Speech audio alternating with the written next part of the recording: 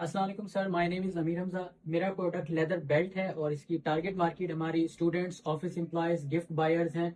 और इसके अलावा हम इसे रिटेल स्टोर्स पर भी रखवाएंगे और इसमें डिफरेंट साइजेज होंगे, 24 से 42 तक डिफरेंट कलर्स में होंगे। बिजनेस केस हमारे पास ये है कि हमारी इनिशियल इन्वेस्टमेंट 12 लाख है और ये जो हमारी इनिशियल इन्वेस्टमेंट है ये विद इन 1 ईयर और 1 ईयर एंड 6 मंथ्स में हमें ये रिटर्न हो जाएगी। और leather belts have high perceived value.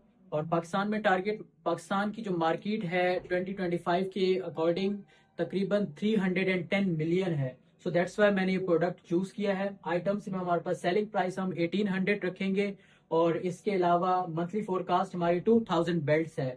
और ये फोरकास्टिंग मैंने कैसे की, एक तो मार्केट सर्वे के थ्रू की और सेल्स कंपोजिट की हेल्प से की। इसके अलावा कंपेटिटिव एडवांटेज ये है कि जेन्युइन लेदर हम यूज करेंगे, स्ट्रॉन्ग स्टिचिंग होगी और रस्ट रेजिस्टेंस होगा। कस्टमाइजेशन भी हम देंगे और डिलीवरी हमारी ऐसे होगी कि नॉर्मल 3 to 5 और अगर बल्क में डिलीवरी है तो 10 to 15 डेज होगी।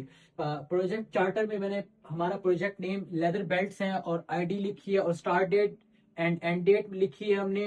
प्रोजेक्ट मैनेजर होगा जो सब चीजें मैनेज करेगा, स्केड्यूल के अकॉर्डिंग चलेगा, बजट मैनेज करेगा, प्रोक्योरमेंट एटसेट्रा। और सक्सेस क्राइटेरिया, फैसिलिटी रेडी है। 500 हम ट्रायल बैग्स बनाएंगे पहले। इसके अलावा स्पॉन्सर में हमारे पास बिजनेस ऑनर और इन्वेस्टर्स होंगे। विजन हमारा ये है कि पाकिस्तान का एक ट्रस्टेड ब्रांड हमने बनना है और लोगों को ओरिजिनल लेदर बेल्ट्स प्रोवाइड करने हैं। ऑपरेशनल स्ट्रेटजी में हमारे पास सेलिंग स्ट्रेटजी ये होगी कि हम ऑनलाइन एक प्लेटफॉर्म यूज करेंगे just like Instagram, Facebook etcetera. Website के थ्रू भी 40% हमारी इंशाल्लाह जो सेल होगी वो यहाँ से होगी और रिटेल स्टोर हम 60% इसको यूज करेंगे। इसके अलावा 200 बेड्स हम इनिशियल कैपेसिटी है हमारी, लेकिन ये एक्सटेंड होकर 3500 भी जा सकती है। चूंकि हमारी जो मंथली फोरकास्ट है वो 2000 है तो हम 2000 ही प्रिपेयर करेंगे। इसके बाद कॉस्ट में ये है कि जैसे कॉस्ट में यहाँ पर बात की गई है कि डिफरेंट जो मटेरियल्स हैं उनकी कॉस्ट है, इसमें रेंट भी है और रेनोवेशन के लिए भी, लेबर की ट्रेनिंग के लिए भी, क्योंकि हमने क्वालिटी पर भी फोकस करना है। तो टोटल ये 12 लाख से मैंने आपको पहले बताई है। अच्छा, इसके अलावा रूट कॉज एनालिसिस करेंगे, जैसे कुछ प्रॉब्लम्स हमें आ सकती हैं तो वो मैंने इशिकावा डायग्राम यूज किया है। इसमें material, method, machine, man power, measurement और इन्वायरमेंटल चैलेंजेस हमें आ सकते हैं। जैसे लाइक अगर मैं मैन पावर की बात करूं तो जैसे अनट्रेन लेबर हो सकती है हमारे पास। और इसके अलावा अगर मैं मटेरियल की बात करूं, लो ग्रेड मटेरियल हो सकता है। तो इसको हम ओवरकम कैसे करेंगे कि हम प्रॉपर इंस्पेक्शन करेंगे पहले कि हमारे पास लेदर की क्वालिटी ठीक है या नहीं है। और इसके अलावा फाइनल इंस्पेक्शन से गुजारते हुए फिर हम अपने क्वालिटी प्रोडक्ट्स बनाएंगे। वर्क ब्रेकडाउन में मैंने पूरे प्रोजेक्ट को ब्रेक डाउन किया है कि एग्जीक्यूशन और प्रोजेक्ट मैनेजमेंट, फिर चार्टर, स्केड्यूल और फैसिलिटी को बिल्ड किया और प्रोडक्शन स्टार्ट कर दी है। इसमें हमें ऑब्वियसली मार्केट सर्वे वगैरह चाहिए, नेटवर्क डायग्राम के थ्रू प्रोजेक्ट मैनेजमेंट और चार्टर स्केड्यूल को स्टडी किया है, मशीन को इंस्टॉल किया है और सेफ्टी सेटअप भी अपने पूरे रखे हैं और ट्रायल बैच बनाया है और प्रोडक्शन स्टार्ट कर दी है। नेटवर्क डायग्राम के थ्रू जैसे डिफरेंट एक्टिविटीज हैं कि किस एक्टिविटी में हमारा कितना टाइम लगा है तो यहाँ पे वो मेंशन है। जैसे मैं अगर बात करूँ, प्रोजेक्ट चार्टर अप्रूवल के लिए हमें 3 डेज लगे हैं और इसी तरह बाकी ये यहाँ पर लिखे हुए हैं। क्रिटिकल बात ये है कि हमें वो बात के जिसके बिना हमारा प्रोजेक्ट स्टार्ट हो ही नहीं सकता, जो कि बहुत ज्यादा नेसेसरी है। तो उसमें जस्ट लाइक मैं अगर बात करूँ, जैसे हमारे पास मशीन्स होना लाजमी है। इसके अलावा रिसोर्स प्लानिंग मैंने की है कि उसमें हमें सुपरवाइजर कितने चाहिए और मैनेजर कितने चाहिए, cutting workers, stitching operators, finishing workers कितने चाहिए। रिस्क में हमारे पास आ सकता है कि लेदर की क्वालिटी ठीक नहीं हो सकती, मशीन के डिलीवरी में डिले हो सकता है और डिफेक्ट्स आ सकते हैं हमारे ट्रायल बैच में, तो हमने इनको ओवरकम करना है। कैश शॉर्टेज भी हमारे पास हो सकती है। और इसके अलावा प्रोक्योरमेंट और कम्युनिकेशन और स्टेक होल्डर प्लान की अगर बात की जाए, उसमें हमारे पास sponsor, project manager, suppliers, production team है। और प्रोक्योरमेंट हम कैसे करेंगे कि हमारे पास जो मटेरियल है उसकी अवेलेबिलिटी कैसी है, लेदर शीट्स हैं हमारे पास, बकल्स हैं, स्टिचिंग मशीन्स हैं और पैकेजिंग बॉक्सेस हैं। और लेबलिंग कैसे करेंगे। और सप्लायर की क्योंकि सिलेक्शन यहाँ पर लाजमी है प्रोक्योरमेंट में कि हम अच्छा सप्लायर देखें जो हमें वक्त पर हमारी डिमांड के मुताबिक हमें रॉ मटेरियल्स भी प्रोवाइड करे। इसके अलावा एग्रीगेट प्लानिंग मैंने एनुअली की है और इनको क्वार्टर में यहाँ पर लिखा हुआ है। जस्ट लाइक ये 4500 बेड्स हैं हमारे फर्स्ट क्वार्टर में, और इसी तरह इसको देखते हुए हमने मास्टर स्केड्यूल बनाया है फर्स्ट क्वार्टर का। तो 4500 बेल्ट्स हैं कि हमारे जनवरी में, फेब में और मार्च में कितने कितने, और मैंने यहाँ पे डिफ्रेंशिएट करके लिखा हुआ है कि ब्लैक कितने बनेंगे, brown, tan, reversible, learning curve के थ्रू इसको एक्सप्लेन किया हुआ है। और फर्स्ट बैच हमारा जो 100 बेल्ट्स का होगा उसमें कितना टाइम लगेगा, सेकंड में और थर्ड में, वो यहाँ पर मेंशन है। इसके अलावा मेन चीज जो हमारे पास इन्वेंट्री प्लान है, जिसका आपने मुझे बोला भी था कि इसको ठीक करना, क्योंकि रॉ मटेरियल्स का आपने बनाना है और एनुअल डिमांड जो बेल्ट्स बने उनका नहीं।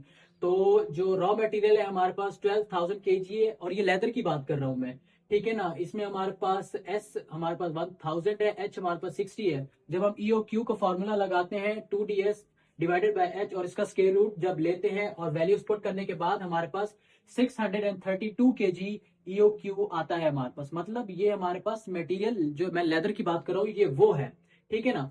और ऑर्डर पर ईयर हम कैसे फाइंड करेंगे कि जो हमारे पास टोटल केजी है रॉ मटेरियल, और उसको डिवाइड करेंगे EOQ से, तो 19 ऑर्डर, मतलब ये है कि 19 टाइम्स हम ऑर्डर करेंगे जो हमारे पास ये 12,000 kg हमारे पास लेदर है, रॉ मटेरियल है।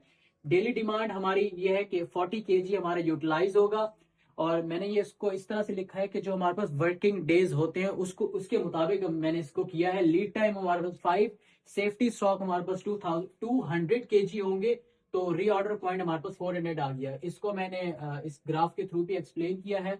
फोरकास्टिंग टेक्निक्स में बता चुका हूँ। मार्केट सर्वे हमारा होगा, मार्केट रिसर्च होगी, हम प्रॉपर स्टडी करेंगे। इसके अलावा जो दूसरे प्लेटफॉर्म्स हम उनको भी स्टडी करेंगे कि, और क्योंकि मैंने ये प्रोडक्ट ही इसलिए चूज की क्योंकि पाकिस्तान में कुछ एज सच कोई इतने ज्यादा ब्रांड्स नहीं है जो ये प्रोडक्ट इंट्रोड्यूस करवा रहे हों। इसके अलावा प्रोसेस टाइप मैंने जो सिलेक्ट किया वो हमारे पास बैच है। बेल्ट्स मैं बैच में प्रोड्यूस करूंगा, और इसमें डिफरेंट कलर, साइजेस और बकल टाइप्स होंगे। जैसे कि यहाँ पे लिखा है कि रॉ मटेरियल की इंस्पेक्शन हो रही है, पैटर्न मेकिंग, फिर कटिंग, स्काइविंग एजेस, फिर डेविड टीना हो रहा है, और इसके अलावा होल पंच करने के बाद die, finish, quality check, packaging, और एंड में हम उसको डिस्पैच कर देंगे। फिर फैक्ट्री लेआउट ये है कि रॉ मटेरियल आ रहा है, उसको कटिंग टेबल पे वो कट हो रहा है, स्टिचिंग मशीन पे स्टिच होने के बाद फिनिशिंग और पॉलिशिंग के लिए जा रहा है, फिर क्यूसी स्टेशन से गुजरता हुआ वो पैकेजिंग और एंड में डिस्पैच हो रहा है। एमआरपी अगर मैं बताऊं कि हमारे पास एक लेदर बेल्ट के लिए क्या रिक्वायरमेंट है, फर्स्ट ऑफ ऑल लेदर को हमने सेट्स में काटा हुआ होगा, और पर सेट जो होगा वो 0.9 kg का होगा।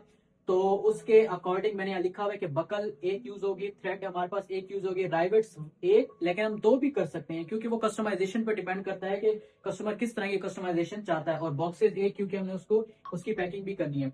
ईआरपी को अगर मैं स्टडी करूं तो ईआरपी में डिफरेंट ये चीजें होती हैं, जैसे inventory, production, sales, finance, HR.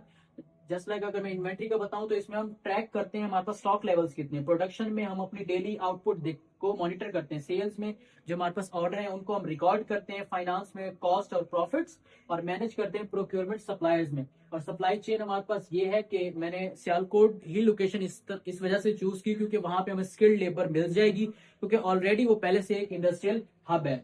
Supply chain का नेटवर्क हमारे पास ये है क्योंकि वहाँ हार्डवेयर सप्लायर्स में हमारे पास होंगे, लेदर सप्लायर्स भी हमारे पास वहाँ पे होंगे, और वर्कशॉप भी हमें वहाँ इजीली बनाने में मिल जाएंगी। और ये सप्लाई चेन का मेथड है कि फिनिश गुड्स से गुजरता हुआ रिटेलर और दराज, वेब, जो भी प्लेटफॉर्म्स है हम उन सबको यूज करेंगे। मेन फोकस हमारा दोनों पे होगा, रिटेल स्टोर्स पर भी होगा और ऑनलाइन उससे ज्यादा होगा। अच्छा, लॉजिस्टिक्स की टेक्निक्स जैसे inbound, outbound, internal, supplier strategy और इनफ्लो, जैसे ये टेक्निक्स हैं हम यूज करेंगे सप्लाई चेन के मेथड में। जस्ट लाइक अगर मैं इनबाउंड की बताऊं तो लेदर और buckle receive from approved suppliers after inspection, और लोकल ऑर्डर डिलीवर्ड होंगे बाय राइडर, ये आउटबाउंड लॉजिस्टिक हो गए। सस्टेनेबिलिटी क्या है कि ड्यूरेबल बेल्ट्स लोगों को बना के देंगे ताकि रिप्लेसमेंट ज्यादा ना हो। इसके अलावा जो कट ऑफ होंगे लेदर के उनमें उसको हम की चेन्स, टैग्स और स्ट्रिप्स बनाने में यूज करेंगे। Avoid unnecessary plastic packaging use करेंगे। Recycle craft boxes, repair policy for early defect to reduce returns and thus build trust. Thank you.